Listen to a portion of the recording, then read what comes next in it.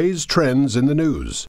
Hi, this is Geranld Celente. It's Wednesday, May 4th, 2016. And here are some of today's trends in the news. On to the markets over there in Asia. Nikkei still closed. Probably good for them because, hey, the 2 days they were open, they're down over 6%. Over there in China, boop, down a little bit. Shanghai, Hang Seng, both hanging lower.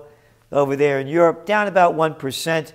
Here in the States, Dow down 100 points. And oil, boop. And gold down a little bit. So what's going on? Well, let's see what the prostitutes say. U.S. stocks closed lower Wednesday after mixed data. And they're waiting for the non-farm payrolls report due Friday. Yeah, they're going to see what lousy jobs were created.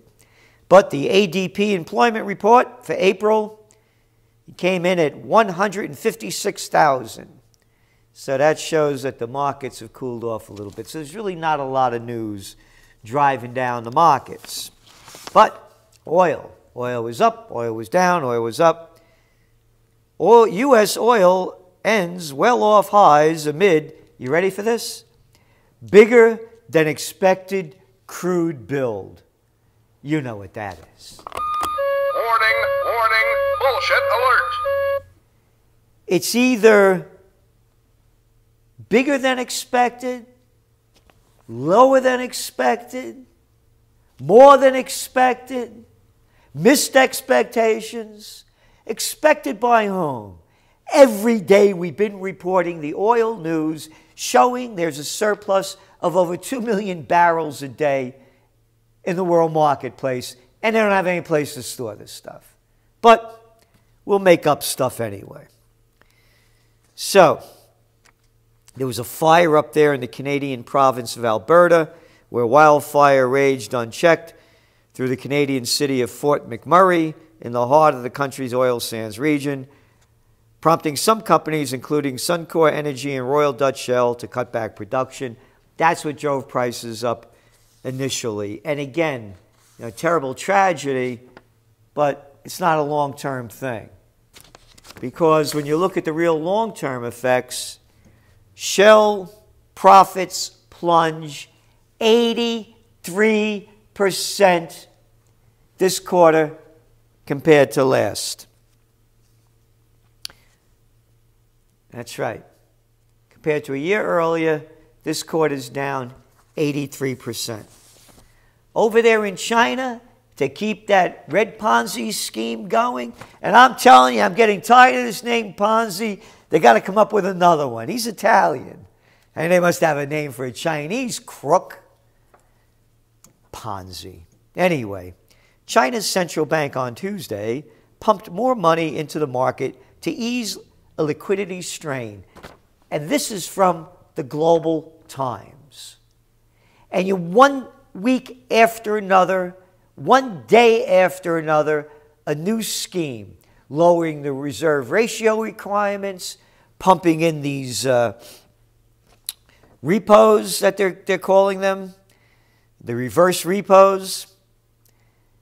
So what they're doing is they're buying up bad bank debt, basically. So the way they say it is the People's Bank of China conducted $100 billion yuan of 7-day reverse repurchase agreements, a process in which central banks purchase securities from banks, blah, blah, blah, security. They're purchasing junk from banks. The banks are hanging on to all of this debt burden, and they're trying to keep this red Ponzi scheme alive. Meanwhile, Beijing cracks down on sales of data, causes gap in economic statistics. Front page right here is the Financial Times. The crackdown on the sale of data from China's sprawling statistic agencies has prompted a market deterioration in the numbers investors rely on to understand the world's second largest economy. While China economic data has long been criticized for being too open to political interference, Beijing is sensitive to the country's growing clout in commodity markets and its sway over the pricing of raw materials. Chinese authorities are trying to curb a burst of speculative trading in commodity futures, which has influenced markets from iron ore to cotton in recent weeks. They can't get over the gambling trip. They did it with the Shanghai Index. Remember last summer? They're getting these retail investors in there. Again, none of this has to do with price discovery, and certainly none of it has to do with earnings, because earnings are down in the States on average 8%. China warns its bearish analysts to toe the line. Chinese authorities are training their sights on a new set of targets. Economic analysts and business reporters with a gloomy view of the country's economy. Why don't you do what Bloomberg does? Why don't you do what CNN and CNBC and Fox do?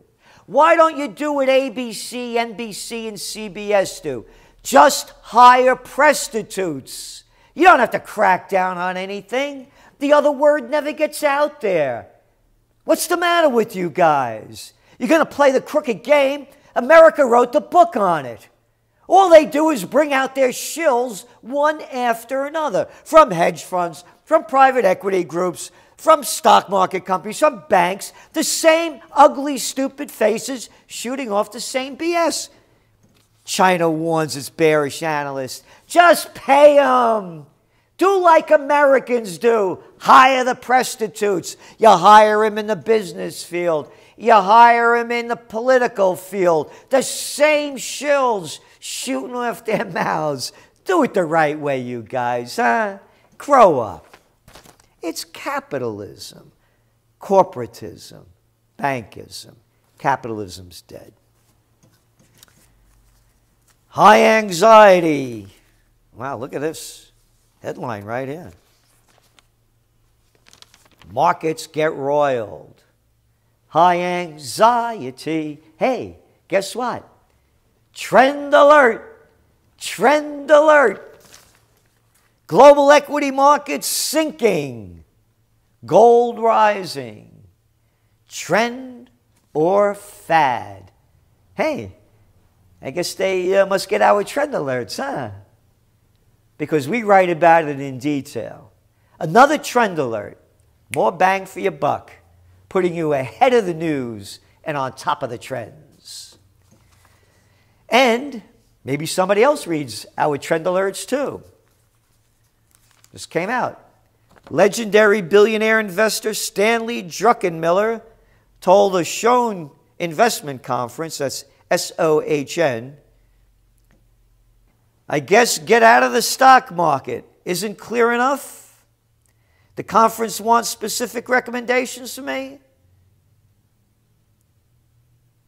He went on, gold remains our largest currency allocation.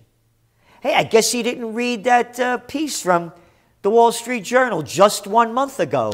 Get out of gold, they told him. Oh, this is only a billionaire investor buying gold. Read your trend alert. Again, ahead of the news and on top of the trends. Companies and markets. Well, from the Financial Times, volatility blows hole in European bank profits. Get out of the markets. Isn't that clear enough, he says? Shares of UBS and Commerce Bank ended down yesterday 7.5% and 9.5% respectively after downward numbers. Follow the money. We keep reading the banking reports. They stink. European markets record 20% fall off. Trading volume on European stock markets dropped dramatically last month, reflecting growing economic and political uncertainty, with market participants fearing that the decline will prove to have been a harbinger of a tough summer. Trend alert, trend alert. You know the motto, think for yourself. Oil price rise prompts fears of more zombie companies. The rebound in oil prices has failed to prevent the default rate of U.S. junk-rated energy groups hitting a fresh record and prompted warnings it could lead the industry saddled with, quote, zombie companies. Bankruptcy protection from Ultra Petroleum and Mid-States Petroleum Company last Friday and over the weekend helped push the trailing default rate to a record 13%, according to Fitch. That's up from 2% a year ago. Follow the money. Junk bonds, banks, capiche? And mortgage applications down 3.4%. But volume is 14% higher than a year ago. Refinancing demand fell 6% for the week, but it's 15% higher than 1 year ago. Average sale prices for homes listed at $1 million or more fell 1.1% in the first quarter compared with a year earlier, making that the biggest decline in more than 2 years, according to Redfin. And they go on to say that it's not just mega mansions in Houston or penthouse condos in Miami Beach or Manhattan's Billionaire Row that are sitting unsold. This is the person from Redfin said. Affluent communities like Montgomery, Maryland, have rising numbers of $1 million or $1.5 million homes on the market with no buyers. They should be flying off the shelves, she said. You see where things are going. Remember, this July, a trend seminar conference like nowhere else in the world, on Trendpreneur Conference. They're coming from Chile. They're coming from Hong Kong. They're coming from California to Ireland, Canada, people from all over the world. We're going to be giving you insights, observations, whether you own a company and want to expand, go in new directions, or to see if the direction you're going in is the right one. If it's on trend, shouldn't say right or wrong. If you're in a profession, you want to expand it, get out of it, move away, move into something new, find something new. Or you're just starting out and you're looking for the best opportunities with the clearest path to the future. On Trendpreneur Conference, coming up this July, and call us at Trends Research, 845-331-3500. Ask to speak to Taryn Clark. Just go to our website. You know it. 845-331-3500. And, of course, yesterday, a big day in the presidential reality show. Donald Trump against Hillary Clinton. That burn for Bernie's done flamed out. Oh, yeah, he won Indiana. Yeah, but he didn't win enough delegates. Just 6 more delegates than Clinton. Doesn't count. Clinton-Sanders White House. No, we're going to change that a little bit. Clinton-Sanders ticket. Trends Journal is coming out next week. Got a big report in that one. Kasich is out. Cruz is gone. Will the Republicans support Trump? It makes no difference. I said this from the beginning, and you know it. We've always said that Trump would be the nominee. When he knocked out Jebby Boy, put his hand on his shoulder and called him a nobody. First debate. He's running against no one. There's no one in the Republican Party. McConnell, Lindsey Graham, McCain, insane. They're nobodies. Whether or not the Republicans support him doesn't make any difference.